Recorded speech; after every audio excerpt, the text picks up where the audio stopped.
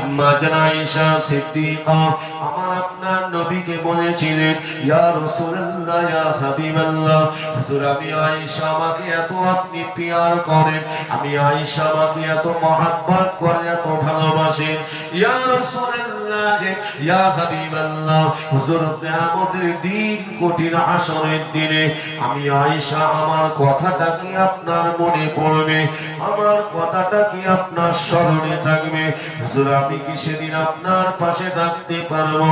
আল্লাহ নবী দিন দুনিয়ার বাদশা নবী জানিয়ে দিয়েছিলেন, আয়েশা রে বিবি আয়েশা শুনে রেখে দাও, জেনে রেখে দাও, আমি রাসূলুল্লাহ জানিয়ে দিলাম পৃথিবীর জমিনে আমি এসেছি আমার উম্মত উম্মতীদের জন্য, কিয়ামতের দিন আমি রাসূলুল্লাহ আমার উম্মত উম্মতীদের জন্য অত্যন্ত ব্যস্ততার মধ্যে থাকবো আয়েশা, আমি কয়েক জায়গায় আমি তোমার কথা মনে রাখতে পারবো না।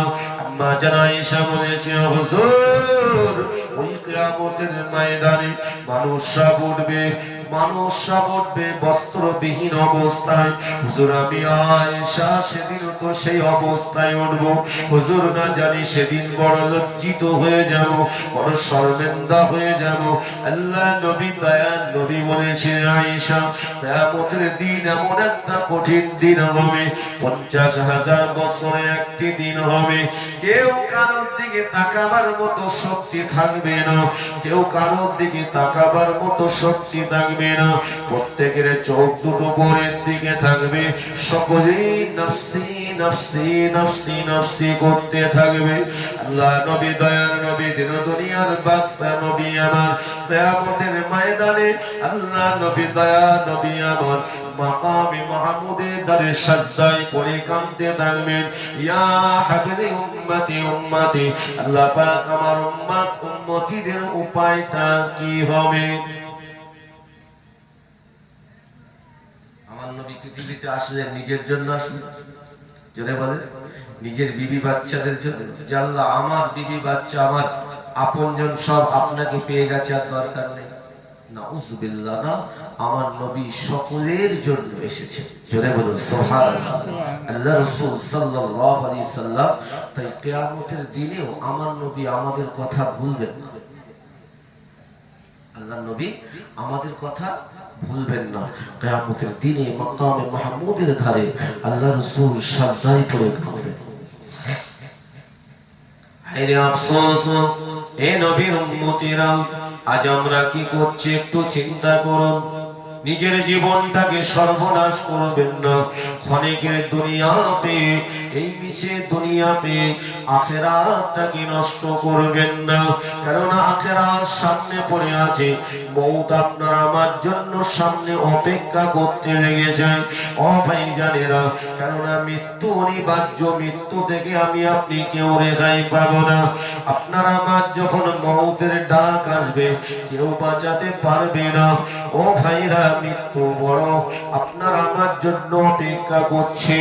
আল্লাহ নবী দয়া নবীকে সাহাবীরা প্রশ্ন করেছিলেন, ইয়া রাসূলুল্লাহ হাবিবাল্লাহ, হুজুর মৃত্যু আমাদের জন্য কতটা দূরে অপেক্ষা করছে?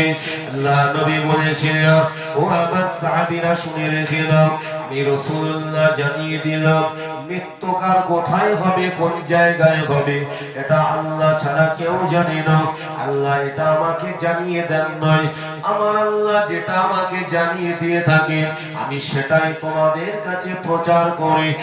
আমি রাসূলুল্লাহ জানিয়ে দিলাম মৃত্যু তোমাদের এতটাই নিকটবর্তী, আমি রাসূলুল্লাহ বলছি তোমাদের শরীরের ওই ঘাড়ে যে একটা শিরা আছে, ওই ঘাড়ের শিরাটা যতটা না কাছে তোমাদের, তার থেকেও বেশি কাছে তোমাদের জন্য মৃত্যু অপেক্ষা করতে লেগেছে।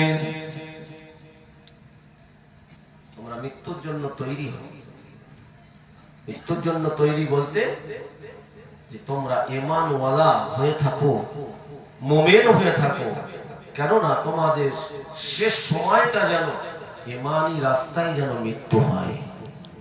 আল্লাহ যেন আমাদেরকে ঈমানওয়ালা হিসাবে আল্লাহ যেন মৃত্যু নসিব করেন, বলুন আমিন।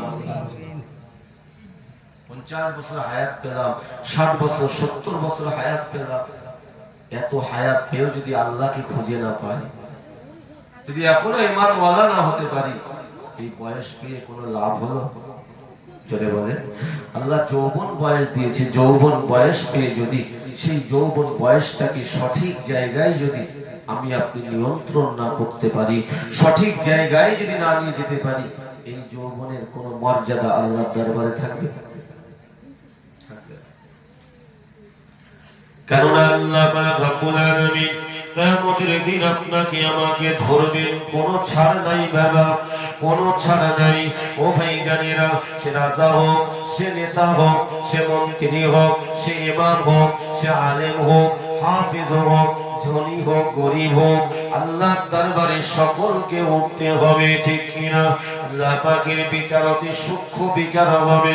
প্রিয় মুসলমান শুনে রেখে দিন, আল্লাহ পাক রব্বুল আলামিন কিয়ামতের দিন, কঠিন হাসরের দিনে আমার আল্লাহ পাক সর্বপ্রথম নামাজের হিসাব নেবেন।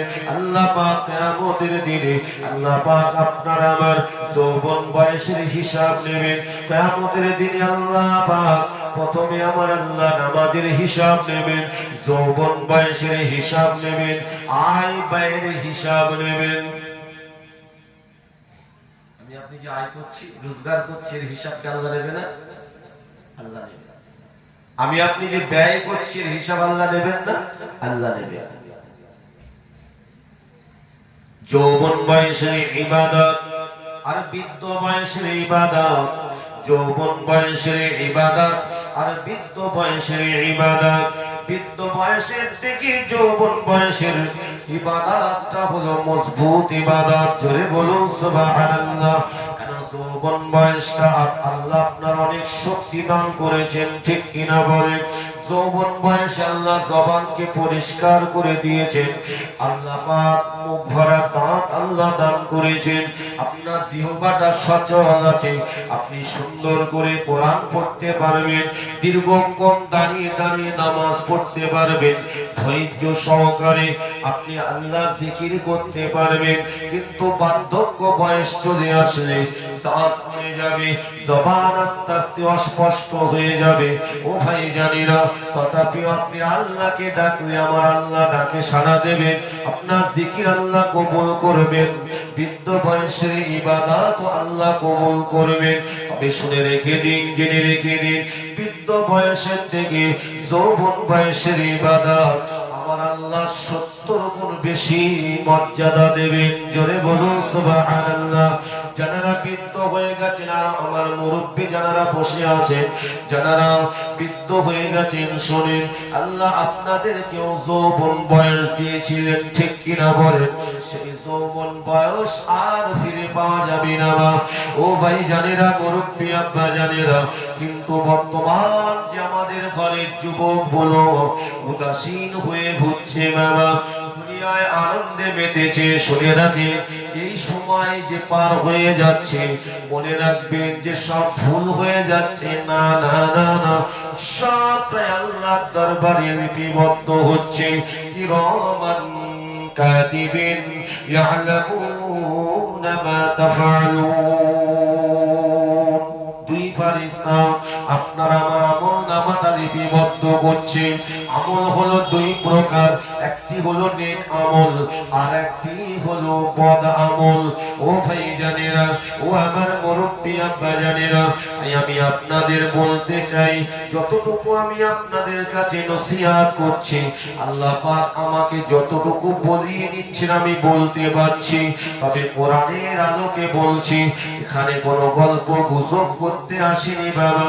কেননা এই মাজলিসটা হলো আল্লাহ পাকের রহমতি মাজলিস, এটা খুব আদবের জায়গা।